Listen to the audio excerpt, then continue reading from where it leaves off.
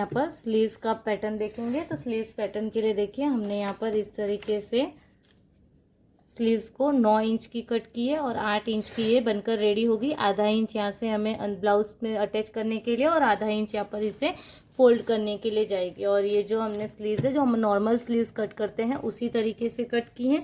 और इसी के मेजरमेंट का हमने एक जो हमारा ब्लाउज का जो मेन फैब्रिक था उसे कट किया है। तो उसे अब हम इस तरीके से देखिए कुछ इस तरीके से आपको दोनों बराबर करके रखना है इसे। तो यहाँ पर हमने मेन फैब्रिक और अस्तर दोनों को रख दिया है। तो अब हम यहाँ से अंदर की तरफ इस तरीके से आधे इंच पर एक निशान लगाएंगे। देखिए हमने ये डबल फोल्ड रखा है, इसलिए हम ये जो बंद वाली सेंटर वाली साइड है वहां से आधे इंच पर कट लगाएंगे। तो आधा इंच इस साइड से हो जाएगा और आधा इंच इस साइड से, तो 1 इंच, और फिर सिलने में भी हमारा आधे इंच तक जाएगा। तो ये पूरा जो टोटल गैप बनेगा वो हमारा 1.5 इंच का बनेगा। तो हमने यहाँ पर देखिए इसी तरीके से आधे आधे इंच पर ऐसे छोटे छोटे निशान लगा लेने हैं पहले। अब हम इसे स्ट्रेट जैसे हमने निशान लगाए हैं वैसे ही हम इसे कट कर लेंगे।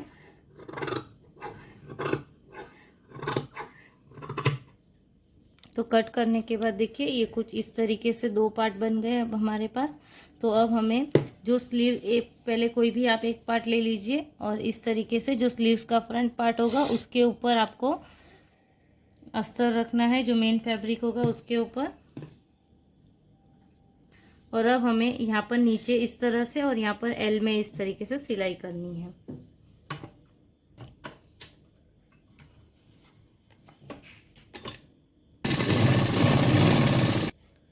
देखिए यहाँ पर इस तरीके से सिलाई लेने के बाद आपको इस तरीके से घुमाना है और यहाँ पर भी स्ट्रेट सिलाई लगाएंगे।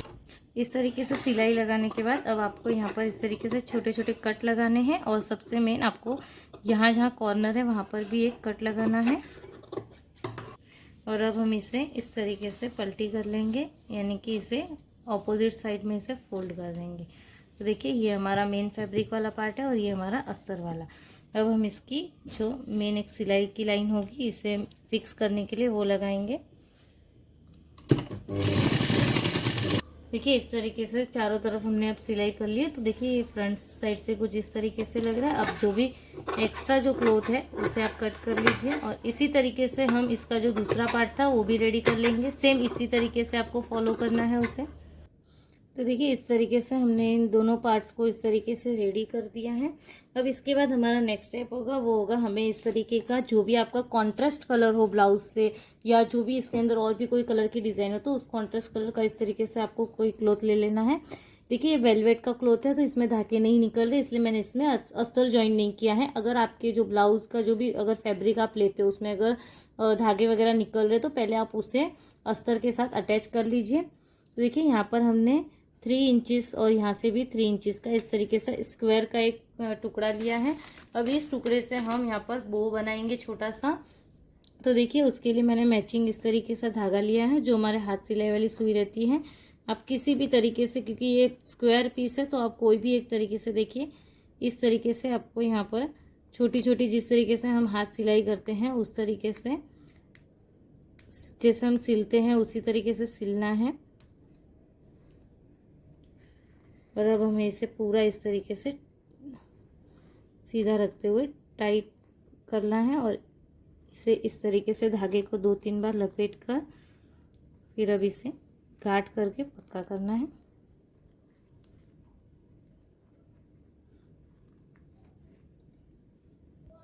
अब देखिए इस तरीके से ये बो बन गया है। अब इसमें देखिए अब यहाँ पर आपके अपनी इच्छा के अनुसार जैसे कोई मनी लगा सकता है, कोई पैच, जैसे भी आपको जो भी पसंद हो इसके मैचिंग में या कॉन्ट्रास्ट कलर में ले सकते हैं। तो हमने यहाँ पर देखिए इस तरीके का ये पैच लिया है और अब हम इससे देखिए वापस इस सुई को आपको उधर से भी आप कंटिन्यू कर सकते हैं या पूरा नए सिरे से फिर से धागा कट करके भी लगा सकते हैं।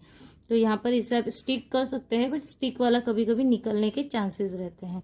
तो यहाँ पर देखिए इस तरीके से हमें इसे सुई ली, फिर से हमें इसे इस तरीके से कोई भी एक सिरे पर डालना है। तो देखिए ये इस तरीके से अटैच हो गया। अब हम इसे डबल सिलाई कर इसे पक्का कर लेंगे।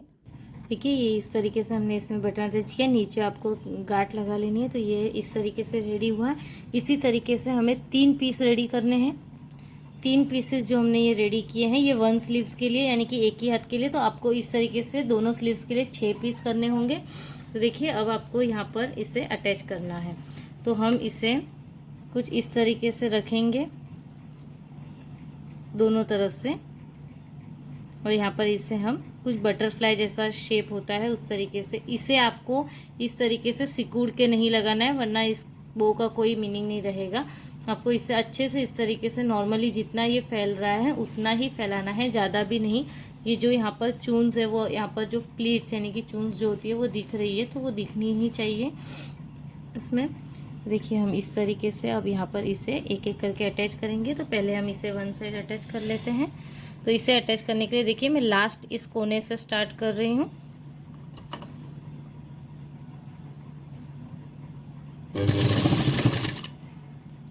तो अब हम इसे इस तरीके से अंदर की तरफ लेंगे। अब देखिए इस तरीके से कुछ अटैच कर लेना है इसे।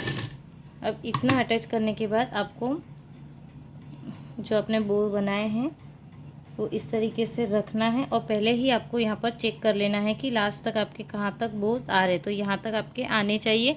ये हमने 8 इंच की स्लीव्स ली है जिसमें हमें 3 बो लगे। अगर आप और ज़्यादा लॉन्ग स्लीव्स रख रहे हैं तो आप उस हिसाब से आपको एक्स्ट्रा बो लगाने पड़ेंगे यहाँ पर।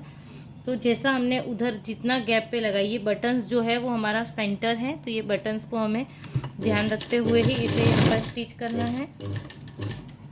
और हर एक बो के फिनिशिंग लाइन से आपको वापस से दूसरा बो को यहाँ पर इस तरीके से दूसरे बो को अटैच करना है।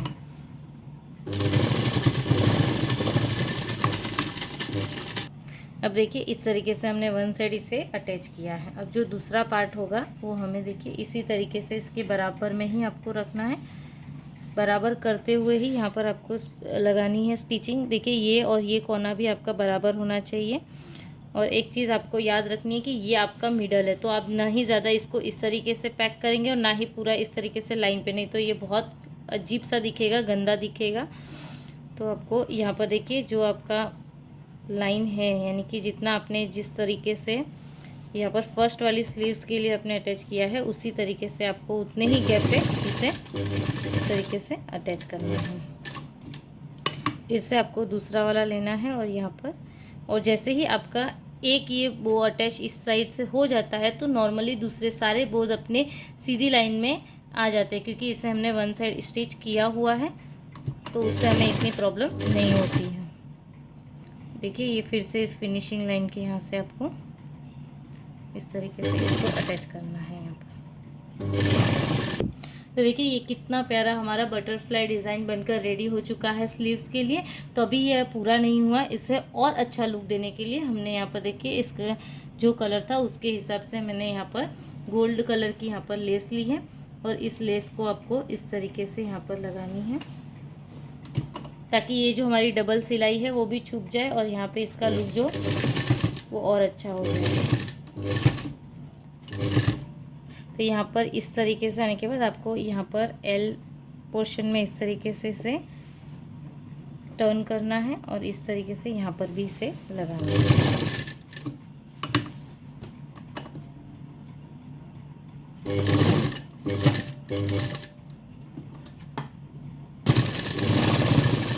अब इसी तरीके से इसे डबल सिलाई जो लास्ट वाले इस वाले कॉर्नर पे भी हम लगाएंगे।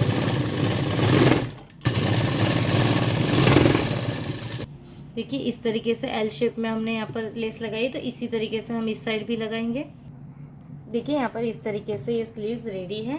यहाँ पर देखिए इसी तरीके से हमने यहाँ पर दूसरी स्लीव्स को भी रेडी कर लिया है। तो देखिए दोनों स्लीव्स कितनी अच्छी प्यारी और ब्यूटीफुल, इसमें जो बटरफ्लाई की जो डिज़ाइन है वो बहुत अच्छी लग रही है। तो आपको मेरी ये स्लीव्स की जो डिज़ाइन है वो कैसी लगी वो मुझे कमेंट कर ज़रूर बताना, और मेरे चैनल को लाइक शेयर एंड सब्सक्राइब करना मत भूलना। और इसी तरीके की Unix blouse design, sleeves designs and kurti designs के लिए चैनल को सब्सक्राइब करें, नोटिफिकेशन के बेल आइकन को क्लिक करें, जिससे कि मेरे हर एक नए वीडियो की नोटिफिकेशन सबसे पहले आपको मिल सके।